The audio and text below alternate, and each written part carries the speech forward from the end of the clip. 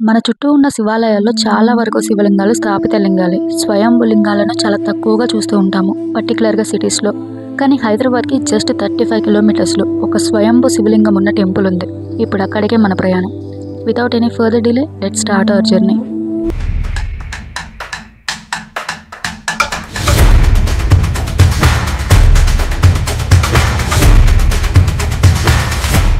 హైదరాబాద్కి 35 కిలోమీటర్స్ దూరంలో ఒక కొండపై ఉన్న శివాలయమే శ్రీ భవానీ సమేత రామలింగేశ్వర స్వామి దేవాలయం, కీసరగుట్ట.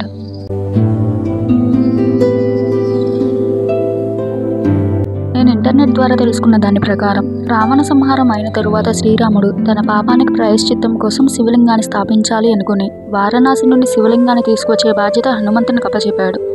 కానీ ప్రతిష్ఠించే టైంకి హనుమంతుడు రాకపోవడంతో శ్రీరాముడు పరమశివుని ప్రార్థించగా స్వామి ఇక్కడ స్వయంభుగా వెలిసి రాముని చేత పూజింపబడ్డారు కాబట్టి శ్రీరామలింగేశ్వర స్వామిగా పూజలు అందుకుంటున్నారు. వారణాసి నుండి శివలింగాలను తీసుకువచ్చిన హనుమంతుడు అప్పటికే శివలింగ ప్రతిష్ఠ జరగడం చూసి తాను తీసుకువచ్చిన శివలింగాలలో ఒక్క శివలింగం కూడా ఉపయోగపడలేదు అనే బాధతో తాను తీసుకువచ్చిన శివలింగాలను విసిరివేయగా ఆ శివలింగాలు కొండ చుట్టూ పడ్డాయంట. కాలక్రమేణా కొన్ని శివలింగాలు ఉనికిని కోల్పోయినా కొన్ని శివలింగాలను మాత్రం మనం ఇప్పటికీ కొండపై వేరు చోట్ల చూడవచ్చు. హనుమంతుని బాధను చూసిన శ్రీరాముడు ఆలయంలో జరిగే పూజల్లో తనకు ప్రాధాన్యమిస్తానని మాటిచ్చాడు. శివలింగాన్ని ప్రతిష్ఠించిన కొండను కీసరగిరి అంటే కీసరిపుత్ర హనుమంతుడు అని పిలిచాడంట. కాలక్రమేణా ఈ ప్రాంతం పేరు కీసరగుట్టగా మారింది. వారణాసి నుండి తీసుకువచ్చిన శివలింగాల్లో ఒక శివలింగాన్ని ప్రధాన ఆలయానికి వామభాగంలో ప్రతిష్ఠించగా స్వామివారి శ్రీ మారుతి కాశీ విశ్వేశ్వర స్వామిగా పూజలు అందుకుంటున్నారు.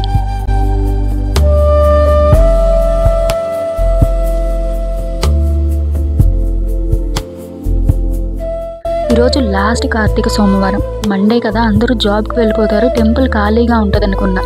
కానీ భక్తి విషయంలో నేను మన వాళ్ళని చాలా తక్కువ అంచనా వేశానని టెంపుల్కి వెళ్ళిన తర్వాతే నాకు అర్థమైంది.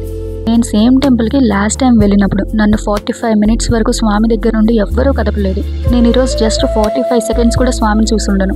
అంటే ఎంత రష్ ఉందో మీరు అర్థం చేసుకోగలరు అనుకుంటున్నా.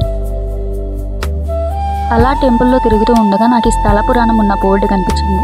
ఈ బోర్డు ప్రకారం సీతారాములు వనవిహారానికి వచ్చినప్పుడు ఇక్కడ ప్రకృతిని చూసి ఆనందించిన శ్రీరాముడు ఇక్కడ శివలింగాన్ని స్థాపించాలనుకుని ఆ శివలింగాన్ని తీసుకువచ్చే బాధ్యత హనుమంతునికి అప్పగించగా అనుకున్న టైంకి హనుమంతుడు రాకపోవడంతో శ్రీరాముడు పరమశివునికి ప్రార్థించగా స్వామి ఇక్కడ స్వయంభుగా వెలిశారంట. తర్వాత స్టోరీ అంతా సేమ్. అసలు కథ ఏదైనప్పటికీ సిటీకి దగ్గరలో ఇంత ప్రశాంతమైన వాతావరణంలో స్వయంభు లింగం ఉన్న శివాలయం ఉండడం మన అదృష్టం అన్నది నా ఫీలింగ్. ఇంకా ఇక్కడున్న దాసాంజనేయ స్వామి విగ్రహం నార్మల్గానే హనుమాన్ ముందు నిలబడి ఆయన ముఖారవిందం చూస్తేనే ఏదో తెలియని ఒక ధైర్యం. అలాంటి ఇంత పెద్ద స్వరూపం ముందు నిలబడితే ఎలా ఉంటుందో చెప్పాల్సిన అవసరమే లేదు. అలా నా ఈ లాస్ట్ కార్తీక సోమవారం కేసరిగుట్టపై ముగిసింది. అలానే ఈ వీడియో కూడా.